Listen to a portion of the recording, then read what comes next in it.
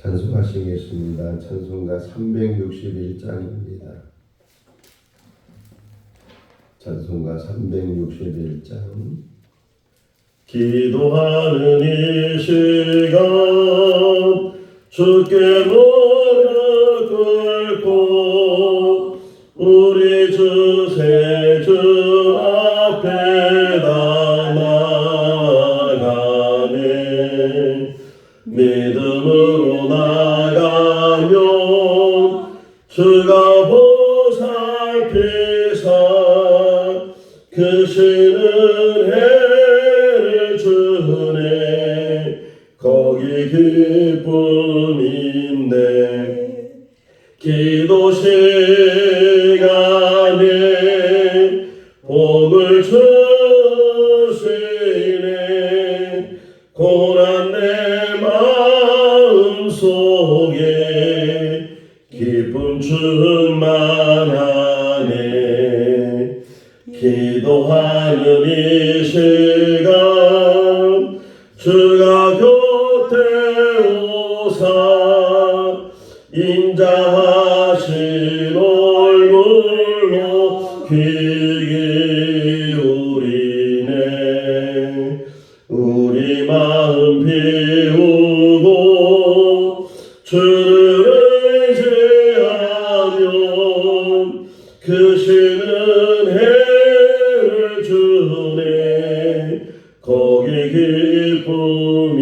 기쁨인데 기도 시간에 복을 주시네. 고난 내 마음 속에 기쁨 충만하네. 기도하는 이 시간 주께 엎드려서 은밀하게 구할 때 거듭나빴네. 잘못된 것 알면 주님이 여기사 크신 은혜를 주네. 거기 기쁨인데 기도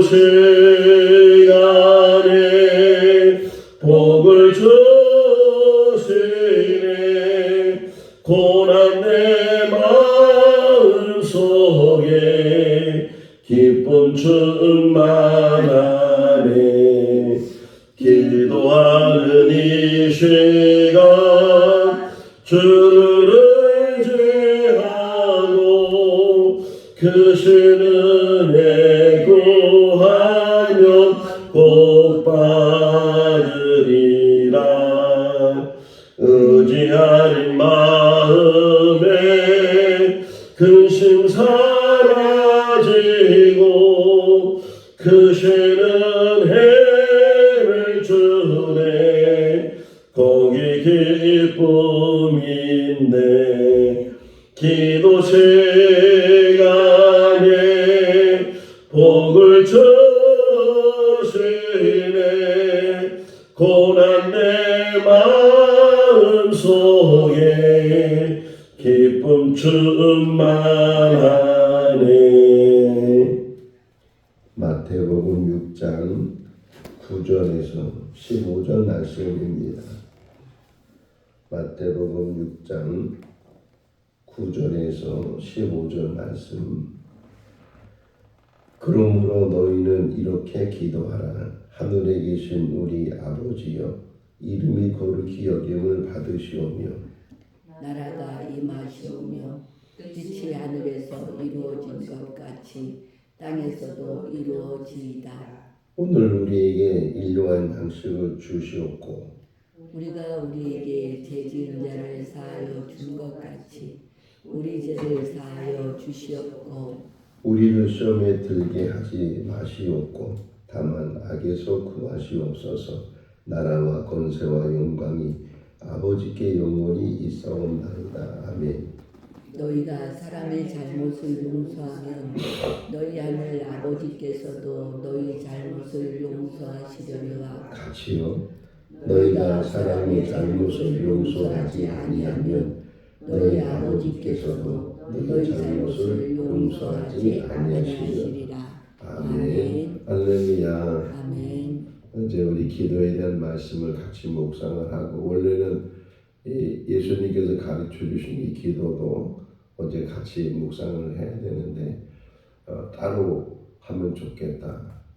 또 실제적으로는 이 주님이 가르쳐 주신 기도를 지금 한 20분 30분에 다 이야기할 수 없고, 원래는 조금씩 좀 나눠서 우리가 묵상을 하면 좋은데 또 계속 이제 마태복음을 읽어가게 되니까 오늘은 조금만 이 말씀을 묵상을 하고, 다음에 기회가 되면 흔히 그러잖아요. 주기도문 강해 또는 사도신경 강해, 이렇게 해서 좀 세세하게 한 줄씩 말씀을 묵상해서 예수님께서 가르쳐 주신 기도의 내용이 어떤 의미를 가지고 있는지, 이 성경 안에는 기도가 참 많이 나오잖아요.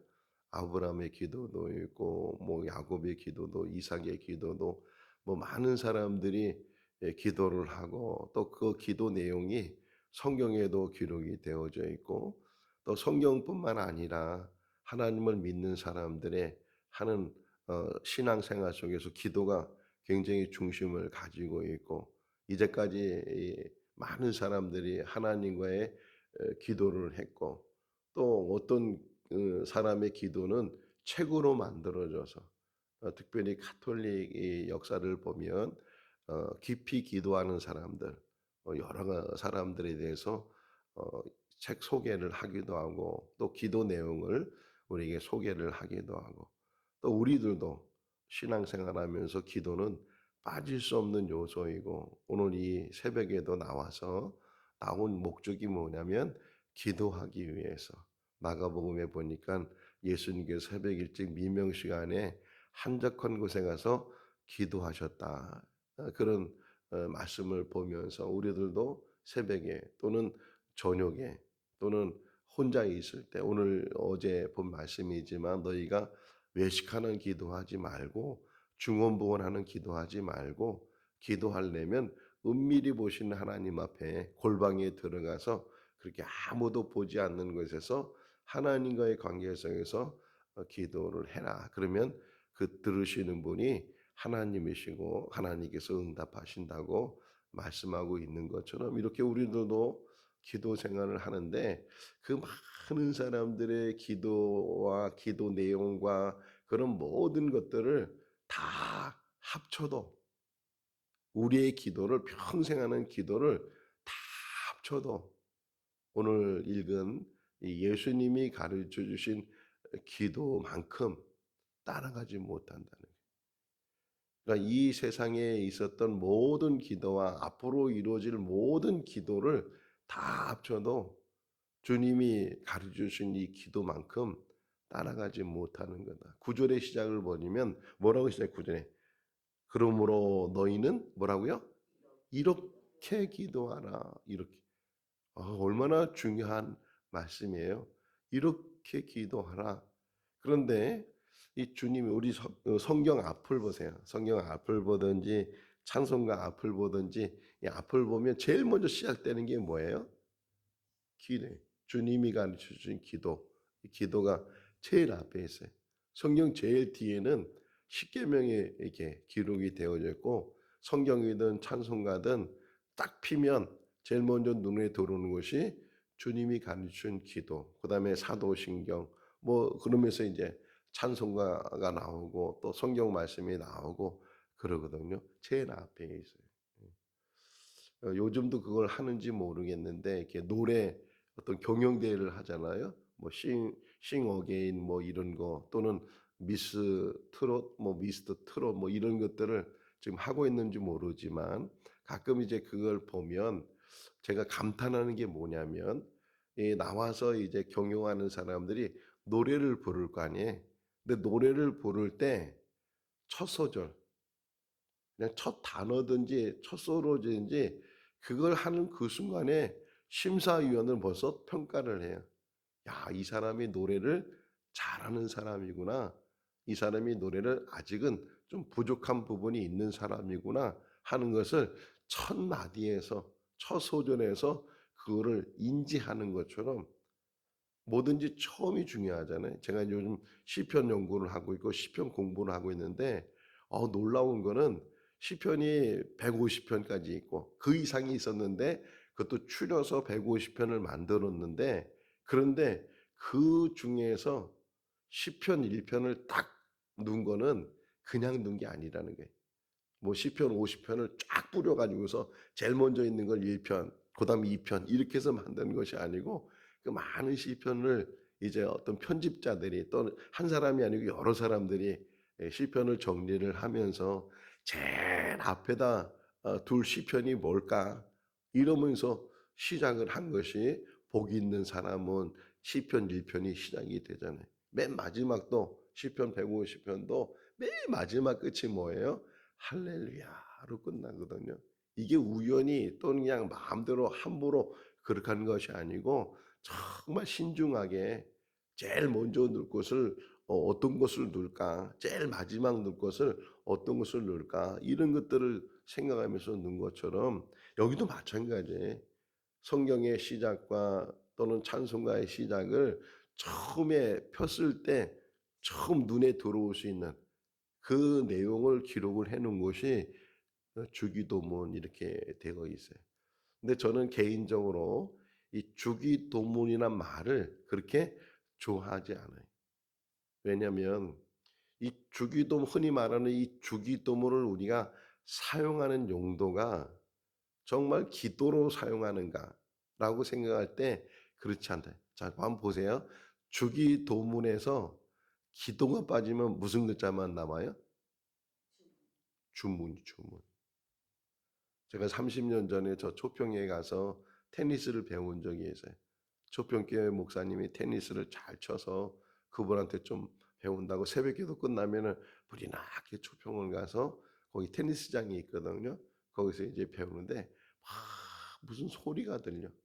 건물이 하나 지금은 좀 잘 지었는데 그때는 허름한 건물 그때 거기도 그게 호텔 뭐 그런 용도로 쓰였던 건물이었는데 그런데 아침마다 뭔가 막 소리가 들려서 한 번은 더 가까이 가서 그 소리를 귀담아 들어보니까 호랑이라 그런지 뭐 하여간 호랑뭐라고 막 그러면서 일본에서부터 건너온 사이비 종교라고 얘기 들었는데 계속 그 단어를 반복적으로 계속 우리가 혹이나 주님이 가르쳐 주신 이 기도를 기도로 사용하지 않고 그냥 반복적으로 쓰는 것처럼 예배 마칠 때 쓰는 용도처럼 주기도문으로 예배를 마치겠습니다. 그러면서 하늘에 계신 우리 아버지여 그렇게 하면서 우리가 그냥 기도가 아닌 다른 용도로 쓰여질 때 기도가 빠지게 될 때 말 그대로 주문이 되고 주술이 되고 물론 주문을 외우는 사람들이 왜 외워요? 주문을 외워요. 그걸 외우면 뭔가 이루어진다고 생각하니까. 그거에서 하루 종일 주문을 외우는 사람이 있죠. 하루 종일 어 그 나름대로 뭔가 신념이 있고 믿음이 있어서 그렇게 하지만 지금 우리가 이 "너희는 이렇게 기도해라." 그러니까 기도를 가르쳐 주신 건데 주문을 가르쳐 주신 것이 아니고 "이렇게 기도해라." 그러니까 무엇보다도 기도가 우리가 기도를 배우고 싶잖아요. 기도를 잘하고 싶잖아요. 기도를 깊이 하고 싶잖아요. 그러면 다른 데서 뭔가를 찾으려고 하지 말고 주님이 이렇게 기도하라고 가르쳐 준 이 주님이 가르쳐 주신 기도 제목이 그거예요. 주기도문이 아니고 주님이 가르쳐 주신 기도. 이거 하나 갖고 어제 잠깐 말씀드렸죠. 저한테 문자 보낸 목사님이 새벽마다 이 예배당에 가서 기도하면서 혼자 기도하는 거거든요. 혼자 기도하면서 이것 가지고 주님이 가르쳐 주신 기도를 가지고 그분이 기도를 해요. 뭐 그분이 기도할 줄 몰라서 다른 말 할 줄 몰라서 그렇게 기도하는 게 아니고 주님이 가르쳐 주신 기도를 깊이 시편에 보면 새 노래로 노래하라는 그런 어 있잖아요. 그런 내용이 여기서 말할 때 새 노래는 날마다 새로운 게 아니고 있는 노래, 익숙한 노래는 할지라도 새 노래처럼 새로운 처음 부르는 것처럼 정말 귀하게 그런 마음을 가지고 부르는 게 새 노래지 맨날 바꾼다고 해서 새 노래가 되는 거 아닌 것처럼 이 주님이 가르쳐 주신 이 기도를 정말 얼마나 이게 값진 건가. 이 잠언에 보면 지혜를 설명하면서 지혜는 그 어떤 것하고도 비교할 수 없다고. 진주보다도 더 값진 것이 지혜라고 이렇게 설명하고 있는 것처럼 주님이 가르쳐 준 기도만큼 더 귀한 기도가 어디 있겠어요. 근데 우리는 관심이 없어. 관심을 가정도 없고 관심도 없고 이 내용에 대해서도 그냥 주문처럼 외우기는 잘해. 눈 감고도 그게 다 외워져. 그냥 막 줄줄줄줄 외워지는데 실제적으로 이 기도를 얼마나 깊이 묵상하고 얼마나 깊이 이 말씀을 깨닫고 기도하는지 이걸 깨달으면요. 오늘 이 새벽에 다시금 깨닫게 되면 다시 보게 될 거고 그냥 우리가 어떤 뭐 외워가는 것처럼 못 외운 사람보다 좀 못 외워요. 못 외우는데 못 외운 사람보다 외운 사람이 더 나을 테고 그런데 외웠다고 해서 이 모든 게 다 우리가 이 기도를 다 알고 있다는 것이 아니고 어떤 면에서는 예를 들면 보세요. 성경책 펴 보세요. 성경책 앞부분을. 왜 이걸 봐야 되냐면 우리가 지금 읽은 마태복음의 성경은 막 연결돼 있잖아요. 연결돼 있는데 우리 성경책이나 찬송가는 이 바꿔놨어요. 줄을 한 줄씩 한 줄씩 바꿔놨기 때문에 또 구별하기가 좋아. 구별하기 위해서. 그래서 보세요. 하늘에 계신 우리 아버지 이렇게 끝나잖아요. 그 다음에 또 나눠서 아버지의 이름을 이런 식으로 나누기 때문에 더 눈에 잘 들어오고 더 묵상하기가 좋아요. 그래서 기도는 뭐냐? 물론 어제 말씀드린 것처럼 눈 감고 어릴 때부터 우리는 눈 감고 기도해야 된다. 두 손 모으고 무릎 꿇고 눈 감고 맞아요. 지금도 맞아요. 기도는 눈 감고 하는 게 기도인데 그 눈 감는 이유를 어제 말씀드렸잖아요. 근데 눈 뜨고도 기도를 할 수 있는데 이걸 보세요.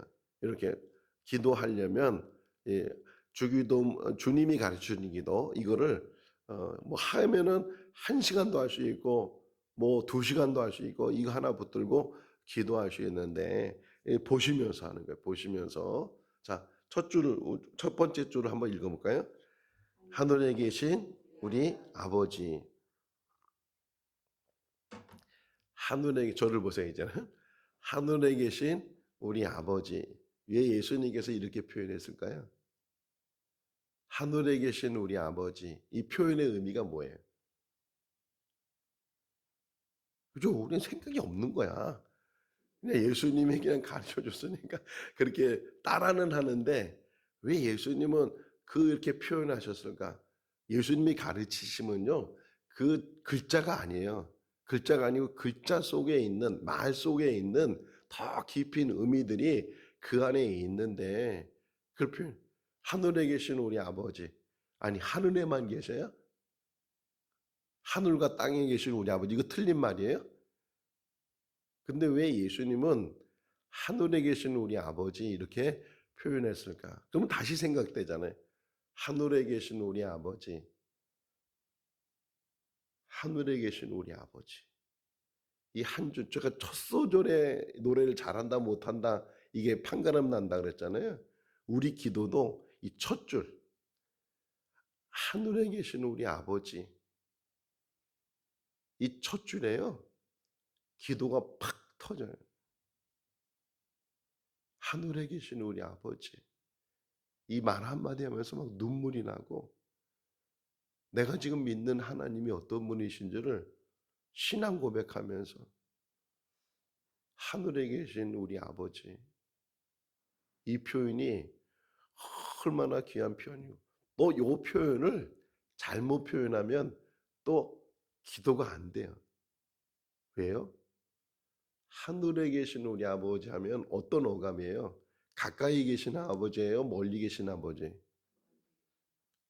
저 멀리 계신 아버지, 저 멀리 계신 아버지고 자기하고는 상관없는 아버지고 그래.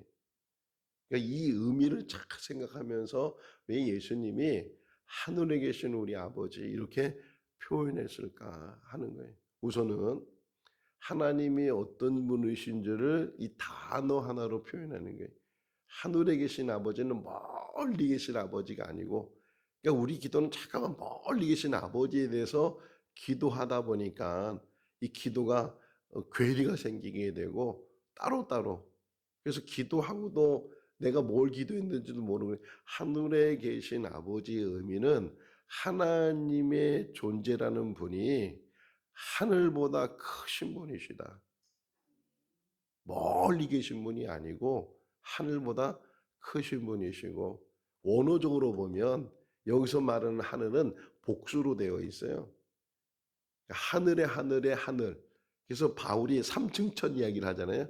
세 개의 하늘이 있었다. 그리고 우리 창세기 1장에서도 하나님이 세상을 만드실 때 하나님이 천지를 만드셨다. 그때 천지할 때 영어 성경에는 지구와 그리고 하늘이거든요. 헤븐스라고 돼 있어요. 그러니까 하늘들을 만드셨다 그러는데, 어쨌든 그 하나님의 존재가 뭐냐? 하늘보다 크신 분이고, 그 의미는 뭐예요? 창조주시다. 하늘 밖에 계시는 분이시다. 멀리 계셨다는 표현이 아니고 그분은 가까이 계시는 분이, 내 앞에 계시는 분이고, 내 기도를 속삭여도 들으시는 분이, 심지어는 속삭이지 않고 생각만 해도 그 생각을 들으시는 분이 하나님이시니까, 하늘에 계신 우리 아버지 이렇게 표현했을 때 하늘이라는 멀리 있는 개념이 아니고 크신 분이시고 창조하신 분이시고 주인이 되시는 분이시고 전지전능하시는 분이시고 무소부재하시는 분이시고, 이 말들이 다 이 안에 들어가 있다는 거예요. 하늘에 계신 우리 아버지. 근데 그런 분이 아버지라는 거예요. 그런 분이 얼마나 대단한 거예요. 대통령 자녀만 돼도 그 위세가 얼마나 어, 베테랑인가 뭐 그런 영화를 잠깐 봤을 때 그 재벌 아들이 막 망나니 짓 하잖아요. 아버지가 돈 많다고. 이런 재벌 아들만 돼도 망나니 짓하고 대단한 위세를 떠는데, 온 우주 만물을 창조하시고 온 우주 만물의 주인이시고 온 우주 만물의 전지전능하시고 무소부재하시고 이런 분이 나하고의 관계 속에서 뭐라고 지금 예수님이 가르쳐 주시는 거예요? 아버지와 자녀의 관계다. 아버지와 자녀. 우리란 단어도 조심해야 돼. 제가 설교할 때 항상 우리란 단어를 많이 쓰는데, 우리란 단어에 또 잘못 하다 보면 나라는 존재가 우리 안에 파묻혀 가지고서 존재가 보이지도 않아요. 그래서 개인적으로 기도할 때는 오히려 예수님이 가르친 기도를 왜 바꿔? 이 토시 하나 틀리면 안 돼. 그게 아니고 하늘에 계신 나의 아버지. 나의 아버지. 누구의 아버지라고요? 나의 아버지, 나의 아버지. 이 한 줄만 가지고 기도하는데도 막 눈물이 나고 막 설레이고, 그 하나님이 어떤 하나님인지를 알면서 기도하니까 그 기도가 더 깊어지게 되고, 반드시 그 기도에 들으시고 응답하시는 분이 나의 아버지. 다른 사람한테 돈 달라 그러면서 안 줘요. 근데 아버지한테 돈 달라 그러면서요. 우리 아들이 길 가는 사람한테 돈 달라 그러면서요. 누가 돈을 주겠어요? 근데 전화한다고요. 문자 보낸다고. 아버지 얼마가 필요해요? 우리 아들은요. 3만 원, 5만 원 얘기해. 그러면 제가 3만 원만 주겠어요? 5만 원만 주겠어요? 그 이상을 주는 분이. 우리 아버지는 더 하신 아버지. 하나님은요. 더 어떻게 우리가, 근데도 오늘 찬송가 가사 속에도 혹 잘못 구하는 거 있다 할지라도 그런 가사 나오잖아요. 그럼에도 불구하고 은혜 베푸시고 그 잘못 구한 것까지 다 아시고 그런 분이 하나님. 하늘에 계신 우리 아버지. 이 한마디에 모든 기도가 들어가 있어요. 하나님이 어떤 존재인 것을 고백하고 그 하나님 앞에 우리가 가까이 나오면서 좀 이렇게 기도해라. 아버지가 누구인지를 좀 알면서 기도해라. 내가 기도하는 그 기도를 받으시는 그분이 어떤 분인지 신앙 고백을 하고 깨닫고 그러면서 기도해라. 왜 예수님께서 이거 보세요. 마태, 또 시간이 많이 가죠. 이거 계속 이거 강의해야 되겠는데, 그죠? 너무 좋죠. 예. 마가복음 9장을 보면 예수님께서 세 명의 제자를 데리고 산에 올라가셨어요. 그리고 거기서 변화된 모습을 보여주셨잖아요. 베드로가 여기가 너무 좋사오니 뭐 여기서 뭐 초막셋을 지고 막 그런 이야기가 변화산에서 나왔는데, 저 밑에서는 지금 간질거리는 아이 아버지가 그 아이를 데리고 와서 그 안 올라갔던 제자들한테 내 아이 좀 고쳐달라고. 근데 못 고쳤어요. 예수님이 내려올 때까지 못 고쳤어요. 그러니까 문제가 막 더 커지으니까 그 간질병 거는 아이 아버지가 예수님께 와 가지고서 내 아이 그 병을 좀 할 수만 있다면 고쳐 달라고. 그때 아주 유명한 말이 나오잖아요. 마가복음 9장 23절에 할 수 있거든이 무슨 말이냐. 믿는 자에게는 능치 못할 일이 없다. 그러면서 그 아이를 데려와서 그 아이의 병을 고쳐 줘요. 그다음에 이제 밤에 제자들이 예수님께 왜 우리는 못하고 예수님은 그렇게 능력을 행하실 수 있습니까? 그러니까 예수님이 딱 하시는 말씀이 기도 외에는 이런 유가 나갈 수 없느니라 말씀하셨거든요. 그러면 제자들은 기도 안 했어요? 제자들도 기도했겠죠. 하나님 앞에. 근데 왜 제자들의 기도는 응답이 안 되고 왜 예수님의 기도는 응답이 돼요? 무슨 차이예요? 기도라는 단어 안에는 다 똑같은 기도가 됐을 텐데 어떤 사람에게는 응답이 있고 어떤 사람에게는 응답이 없다. 그러면 우리가 기도할 때 어떤 기도를 해야 되는가? 내 기도를 들으시는 그분이 누군지를 온전히 믿음을 가지고 기도 외에는 이런 유가 나갈 수 없다 할 때 그 기도는 형식적인 기도가 아니고 외식하는 기도가 아니고 내가 이만큼 기도합니다. 나는 이렇게 열심히 기도합니다. 그렇게 자랑하는 기도가 아니고 그러니까 여기서 아까 우리 어제 새벽에 봤잖아요. 중언부언하지 말라. 길게 한다고 그것이 기도가 아니라는 거예요. 길게 하면 물론 그렇다고 해서 저보다 짧게 해야지 그게 아니고 그 의미는 아니야 항상. 뭐 1시간 하면 2시간 하는 게 더 좋고 2시간보다 3시간이 더 좋고 기도하다 보면 깊이 들어갈 수 있으니까 그렇게 하는데 길고 짧은 게 중요한 게 아니고 내 기도를 들으시는 그분의 존재를 얼마나 내가 인정하는가. 왜냐면 야고보서에도 설명하고 있지만 두 마음을 품으면서 기도하는 경우도 있고 또는 자기 정령을 위해서 기도하는 것도 있고 뭐 그런 기도는 하나님이 안 들으신다는 거잖아요. 그래서 예수님이 기도에 대해서 툭툭 던지는 게 뭐예요? 믿고 구하는 자는 받은 줄로 믿으라는 거예요. 믿고 구하는 자는. 그러니까 믿음을 가지고 기도하는 게. 근데 그 첫 줄이 뭐냐? 하늘에 계신 우리 아버지. 이 한 줄만 가지고도 평생을 기도할 수 있어요. 왜? 그거 하나만 신앙 고백을 제대로 하면 다 아시잖아요. 그분은 전지전능하다는 표현하잖아요. 내 마음을 아시고 내 간구를 아시고 내 고통을 아시고 내가 지금 당하고 있는 이 모든 것들을 아시는 분이 하나님이시기 때문에 그분만 우리가 그래서 그다음 면 보세요. 야, 이 예수님의 같이 기도가 얼마나 이렇게 대단한 거는 두 번째 줄에 읽어볼까요? 이름을 음, 아버지의 이름을 거룩하게 하시며 이게 뭐예요? 이름을 거룩하게 한다는 말이 뭐예요? 아버지의 존재를 정말 내가 인정하고 그 아버지의 존재를 내가 높이는 거예요. 자식의 도리 중에 하나가 뭐냐면 부모를 욕되게 하지 않는 것이고 부모를 높이는 거예요. 내가 아무리 잘 돼도 그게 내 공로가 아니고 다 부모님 때문에 부모님이 나를 잘 키워주시고 부모님이 나를 배우게 해주시고 나를 이게 다 무슨 모든 공로를 부모님께 돌리잖아요. 부모님께. 그래서 이제 연말에 가면은 무슨 시상식 할 때 와서 이렇게 뭐 무슨 상을 타면 소감을 얘기하잖아요. 그럼 대부분 하는 사람들은 우리 감독님에게 스태프들에게 또 누구에게 감사하다고 막 그 공을 돌리잖아요. 근데 크리스찬들 보면 누구한테 공을 돌려? 그래. 먼저 이 영광을 하나님께 올려드립니다. 그러면서 이제 뭐 여러 이야기를 하잖아요. 여기 아버지의 이름이 아버지는 어떤 분이시라고요? 거룩하신 분이에요. 거룩하신 분. 이 거룩이란 단어를 붙들고 있어야 돼. 기도의 가장 중요한 핵심이 뭐냐? 거룩함이 거룩함.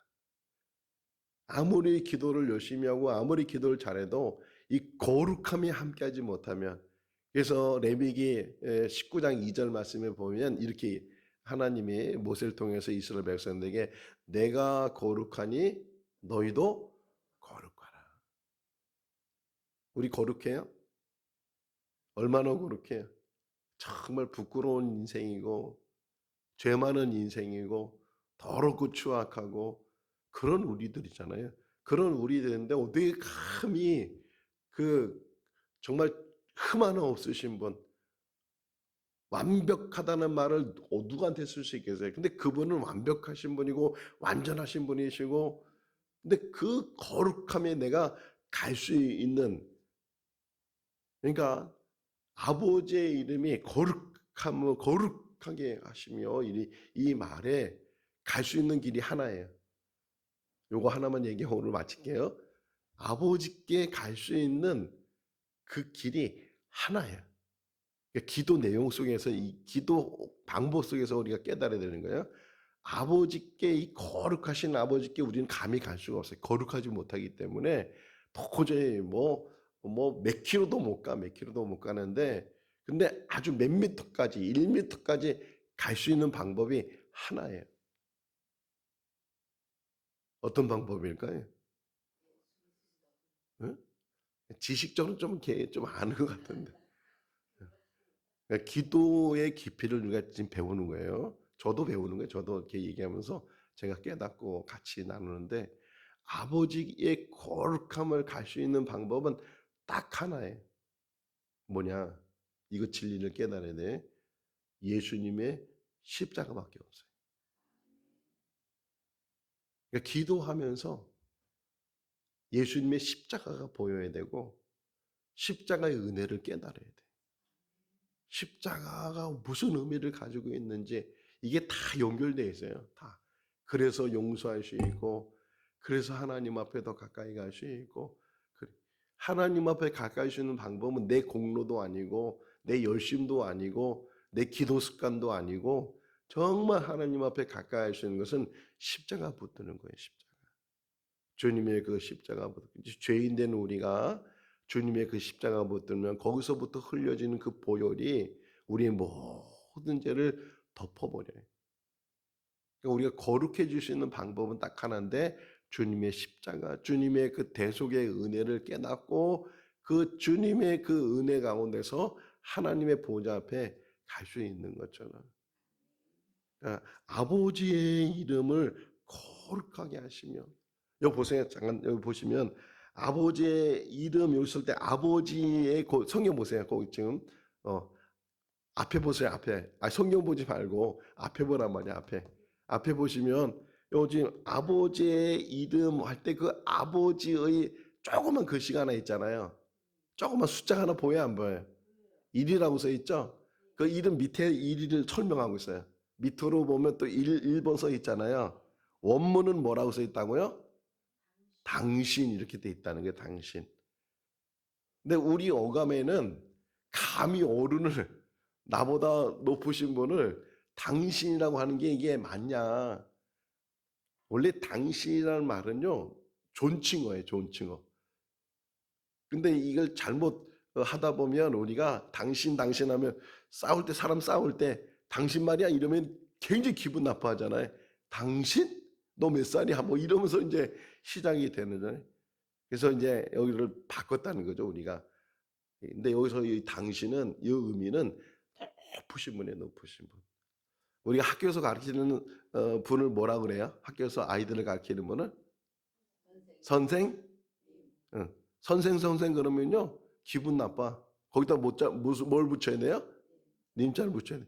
그런데 놀라운 거는 백범, 김구 거기다 님자 붙이면 안 돼. 김대중 뭐라 그래요? 저 전라도에 있는 분들은 김대중 대통령 그렇게 안 그래. 옛날부터 김대중 선생이라 그래. 안창호 님자 안 붙어요. 님자 붙으면은 교사가 되고, 똑같아. 이 당신이라는 말이 야, 너 뭐 무슨 당신, 여보 당신, 이런 당신이 아니고 정말 높으신 분이에요. 그 높으신 분의 이름, 그러니까 아버지의 이름, 당신의 이름, 그 이름이 거룩하십니다. 그런 고백. 오늘 요 두 줄만 같이 한번 묵상해. 너무 좋죠. 기도가 뭔지를 조금씩 저도 깨닫지 못해요. 예수님의 가르침은 너무 깊기 때문에 깨닫지 못하는데 하늘에 계신 우리 아버지 이 한마디 속에서 모든 기도의 고백이 시작이 돼요. 하나님이 어떤 존재인지를 우리가 인정하고 깨닫고 그분한테 이제 앞에 나와서 기도하면 그 기도가 하늘의 상달이 되고 하나님이 기억하시고 하나님은 응답하시고 하나님의 놀라운 역사가 우리 가운데 일어나게 되는 줄로 믿습니다. 기도는 시간적으로도 열심히 해야 되고 습관적으로도 많이 해야 되지만 정말 바른 기도, 하나님과 깊은 기도, 그런 기도가 우리 가운데서 늘 이루어져서 기도로 날마다 기도하는 사람이 승리해요. 기도밖에 없어요. 이 땅에 사는 날도 우리가 열심히 해야 될 일 중에 하나가 기도하는 일이에요. 바르게 기도하고 또 기도의 깊이를 더하면서 하나님과의 교제가 깊어지는 우리들이 될 수 있기를 주님의 이름으로 축원합니다. 사랑이 많으신 하나님 아버지, 오늘 민명 시간 저희들 불러주시고 또 산상수훈을 통해서 말씀의 은혜를 나누게 해주신 것 감사합니다. 오늘 기도에 대해서 특별히 주님께서 가르쳐 주신 기도, 너희는 이렇게 기도해라 라고 말씀하셔서 가르치는 이 기도 내용을 다시금 묵상합니다. 형식적으로 외식적으로 암기하는 것으로 만족하는 것이 아니고 정말 이 기도의 내용의 깊이, 의미, 그 뜻을 깨닫게 하여 주셔서 살아계신 하나님, 천지를 만드신 하나님, 우주 만물 속에 그 위에 계신 하나님을 다시금 만나는 우리를 되게 하시고 기도의 깊이가 더해지는 우리들 되게 하여 주시옵소서. 평생을 기도의 사람으로 살아가는 우리의 생거 진천교회 모든 성도들 되게 하여 주시기를 간절히 바라오고 예수 그리스도 이름으로 기도하옵나이다. 아멘. 마쳤습니다. 자유롭게 기도하시기 바랍니다.